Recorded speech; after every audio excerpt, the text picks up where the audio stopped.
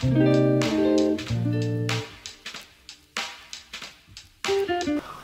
to another episode of Cypher Thoughts, and today's episode we're going to talk about this whole Meek Mill and Drake debacle, right? And I'm a fan of both these guys. You know, I enjoy some of Meek Mill's songs.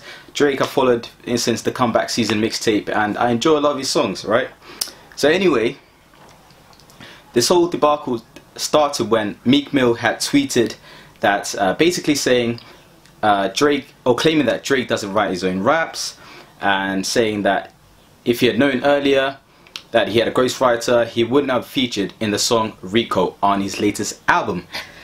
And of course this caused a media frenzy, a Twitter frenzy, and the plot thickened when Funk Master Flex got involved, obviously dropping bombs as usual. You know, Funk Flex from NY.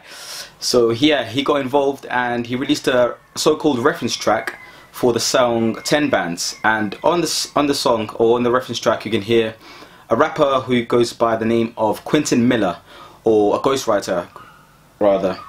And so you hear the reference, and obviously Drake tweeted the lyrics a bit, so this led to, you know, a whole other stuff that unfolded as the week went on. So Meek Mill realized that he was just caught in his feelings, and he was on stage and he kind of not really apologized to Drake, but in a hermano to a hermano way, it was kind of like an apology. So he basically shouted him out, saying that shout out to Drake, no one does what he does and he should stay in his own kind of lane. And that's where I thought it'd end, but then later on Drake had released a track, and there was various sort of responses from other rappers and other people, you know, putting their opinions, such as OG Mako to Boy Wonder.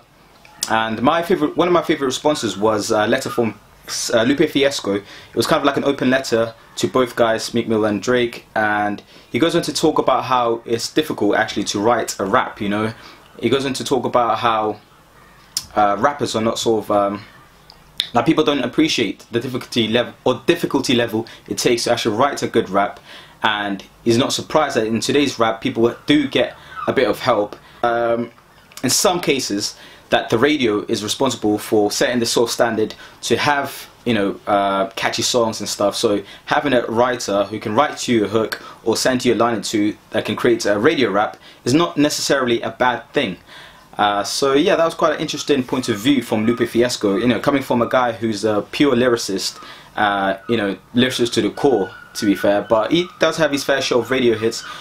And from Slaughterhouse, they had an interview with Ebro in the morning on Hot 97, and they went on to talk about how they don't really care about the situation that much, but they do say, you know, as core lyricists, if you are aiming for that G-O-A-T, come and spell, G-O-A-T, greatest of all time title, then you should be writing your own raps. And I definitely agree with that. You know, if you're not writing your own raps and you claim to be a lyricist, it don't make you a lyricist. It's simple as that. But I doubt that's what Drake is really, you know, aiming to achieve. He just wants to be known as an overall artist, I believe. And this was reflected in his producer's point of view, where he talked about how, you know, he released a couple of tweets saying if people are surprised that, you know, Drake gets a bit of help, it shouldn't take away from his hits, or it shouldn't take away from all the, you know, the number ones he's had, always great success, and that Drake is an overall artist. He's one of the best artists he's worked for. He's a producer, he's a writer, not just a rapper. So that was quite interesting to hear that from 40, and obviously he's going to back his man up. You know, that's his guy from day one, so it's kind of understandable. And to a degree, I agree with him. You know, I feel like Drake is just an overall artist. He does write for others as well, which people forget, and most notably people he's written for, or one of the biggest artists written for, was Alicia Keys. I forgot what the song was called. I think it was called I'm Ready or whatever. But yeah, that was one of the songs he wrote, and yeah, he's a great writer, man. You know, people can say what they say as far as him being a lyricist and such, but he does make hits, he does make consistent albums, and that's what I feel, you know.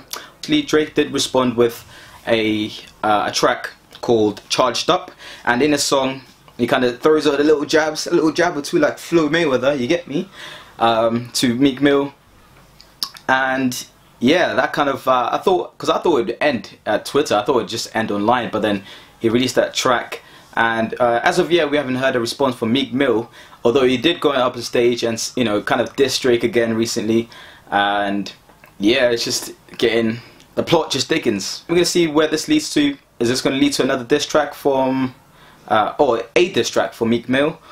And, you know, after that, are these guys ever going to work together again? I know they've worked together in the past, but it wasn't such a, you know, great work, rather. But hopefully the same thing happens as happened in Drake's, in Nas's and Jay-Z's career, in the sense that, you know, steel sharpens steel. So they both went at it, and then they made up, but then both guys came out winners. So that was quite interesting. Leave your comments in the section below. In the comment section below, let me know what you think. Are you siding with Meek Mill? Are you siding with Drizzy, Aubrey, Drake? Yeah, that no. Anyway, take care. Subscribe to the channel. Cypher Thoughts. BK over and out.